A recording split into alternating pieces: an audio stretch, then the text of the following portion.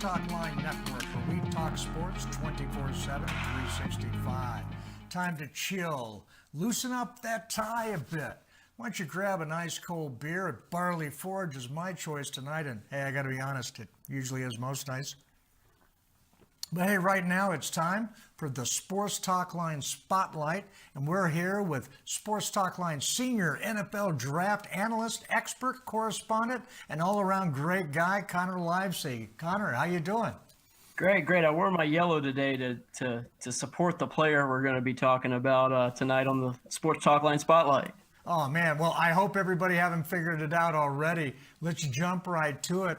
We're talking about a guy that is going number 12 in your mock draft to the Green Bay Packers. If you're a Green Bay fan, be very excited because right now Connor Livesay is going to spotlight T.J. Hockenson, tight end, Iowa.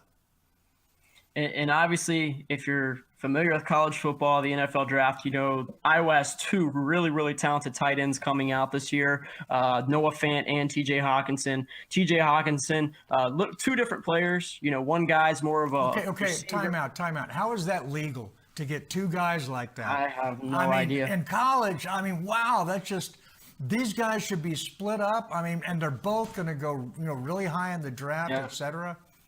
There's a good chance that both are going to go in the first round. I only mocked one of them, T.J. Hockenson, in the first round in my first mock draft. But don't be surprised when you see Noah Fant end up in the first round as well. But we're excited to talk about T.J. Hockenson today. I think, we got some clips we're going to break down, talk a little bit about what he does well, and maybe a few of the things that we want to see improve on throughout this whole process. So let's go ahead and get started on these clips, man.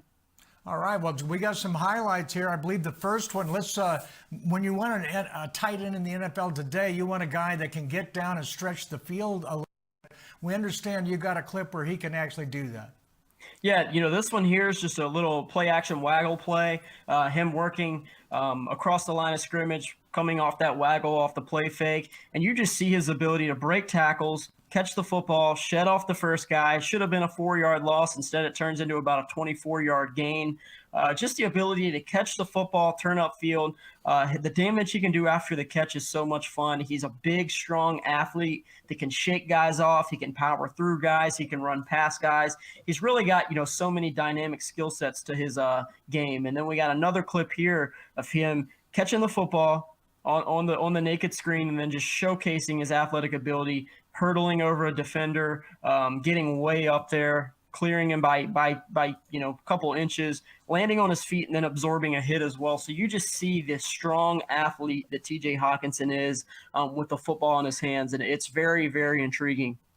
Yeah, it really is, and I like the way when you see him, you mentioned it in his run after the catch skills, he keeps his shoulders and his hips square to the goal line. So when he gets hit, he keeps his power and he keeps his drive going forward, manages to bounce a bunch of guys off, and then goes forward for positive yardage. Man, you want to see that in the NFL. And he moves just so well in everything he does. And this is a good play that kind of demonstrates what I was talking about here, his blocking ability, just how good he moves. Nothing here is real powerful or super clean.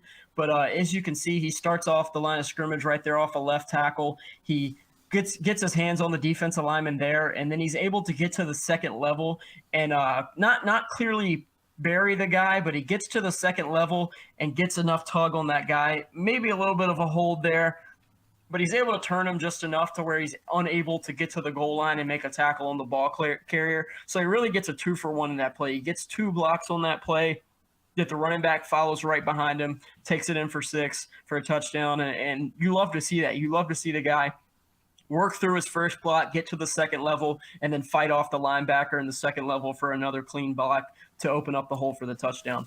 Yeah, well, dominant blocking is a lot of fun, but ultimately effective blocking is what you want first, right? Of course.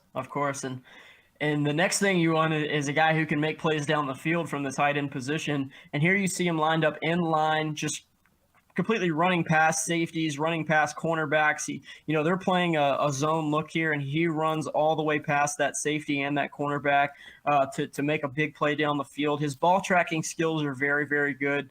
He tracks the ball so well through the air when attacking the deeper third of the field. It reminds me a little bit of a receiver when he's tacking the ball in the air, just tracks it all the way into his triangle, and then he goes up and gets it. You see what I was talking about, the triangle there, just where the hands form to create the catch point. Just his tracking skills here on the sideline while falling out of bounds, while fully extending, bringing in a ball like that is not an easy thing to do, and he makes it look real easy. If we could throw that clip up one more time, I wanted to show one of the things I really like about that play. Yeah, we're going to go ahead and put it right up. So you see here, he makes the catch, but look at his back leg drag there. I know in the college football, you don't have to get 2 feet in, but in the NFL, you do. And there you see him, be aware, that spatial awareness to know I got to get both feet in bounds. He's making sure he gets 1, so he makes sure he gets 2 to make sure he gets 1. They teach that a lot in college, that you don't want to make sure you get 1, you want to get 2 and hope that both get down. That makes it easier for the officials. So you love to see things like that from young guys coming in. Yeah, you don't want to leave it up to the officials. All right, well, you've showed me how he is running. You showed me how he is with his hands out to the side and down deep. How's he in small windows, like with possession catches and with somebody hanging on his back?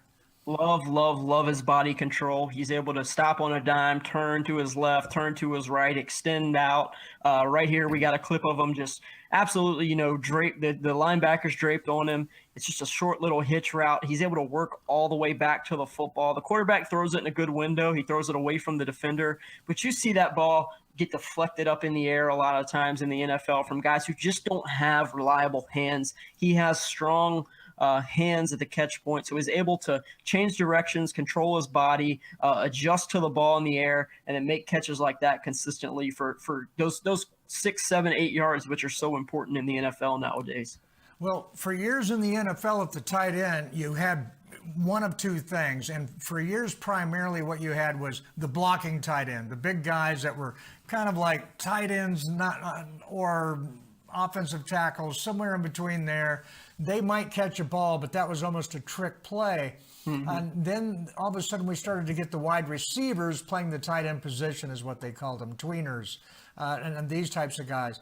But occasionally you get a guy like, a Jason Witten type, a guy that is what in baseball we refer to as a 5 tool. That's what I'm seeing you and hearing you describe here. Would you agree with that? Yes, I totally agree. I think he has to refine some of his blocking skills. There's some games. I watched the Mississippi State Bowl game last night, and he got absolutely whooped in that game at the point of attack, was thrown all over the place. But there's too many examples like this here where he over pursues at the second level when blocking and kind of overruns. You'll see he overruns the linebacker, gives the linebacker a clear path to the running back to make the tackle. That's a play there where if he settles down a little bit at the block, at the point of attack, he's able to break down, get his hands on the guy, use his technique, his hand placement to actually block the guy, not just run into him. You're looking at a 10, 15-yard gain because the wide receiver out on the edge is doing his job. Hockenson, unfortunately, just isn't able to reach his guy, and he runs right by him and makes the tackle for only a 3-yard gain. He can't seal that edge, but that's, as you pointed out, what I would call almost a maturity coaching thing. He's definitely got the skills to do it. He just has to slow his game down a little bit in his head and realize exactly what his job is right there. That's the hardest thing for these guys coming to do, is just to know so many people want to play at 110 miles per hour every play, and that's not what finds success in the NFL. Sometimes you got to learn to break down, at the point of attack, reset your feet, re-get to a good platform, and then use your technique to win at the point of attack. And with these young guys, they've been taught for so long just to go at it hard, run hard. You want to lift heavy, you want to run fast. And they're gonna learn. They're gonna get in here coaches with some technique guys, tight end coaches, offensive line coaches that teaches him some technique. And I could really see him talking about the Jason Wittens, the guys that block, catch. He could turn into that guy for sure. Okay, one last thought. Let's make it quick. All right, you've got this guy in your current mock draft going number 12, Green Bay Packers. What's his floor? What's his ceiling? Last question, and we're out of here to end this spotlight. You talking about his mock draft, or just as far as does he have a high ceiling or a low floor? How do you want me to take that question? In the draft. What's his floor? What's his ceiling? I think the lowest he's going to go in this draft is probably 20. I don't see him getting out of the top 20, 23 picks. And then I could see him. It wouldn't shock me if he went top 5. He's that talented. Wow. I know the Raiders have a number 4 pick and they need edge help. They need wide receiver help. And they're But the Raiders, okay? it wouldn't surprise me one bit if they stand in there at 4 and go, we're going to take TJ Hockenson, a guy we think could end up being a Jason Witten or Rob Gronkowski, and go that route and then go edge later because this edge class is so deep. But I really think that he's as complete as a tight end as we've seen in recent years. And I think he's a guy who's going to come That's in. quite the statement. Yeah, year 1, year 2, maybe not be, we're not saying he's going to be Jason Witten year 1, year 2, but we're looking 4 or 5 years down the road when he's developed, and I think he could turn into a really, really top 3 or 4 tight end in the NFL. All right. Well, that's a heck of a statement, like you said. Wow, what a spotlight on a guy that we think is going to go and make a difference on a team. Currently, right now, to the Green Bay Packers in your mock draft at number 12, TJ Hockenson, tight end, Iowa. Connor, real quick, they can find you on Twitter at Connor NFL Draft, correct? Yes, sir. That's right. That's right underneath where you're sitting, and that's where you can find all of our draft content, football content, and everything else you need to know about the NFL Draft. All right. And for everyone, thank you for time out of your day. We appreciate you spending it here, and come back soon for more of these spotlights. Until next time, listen and watch like you play with intensity.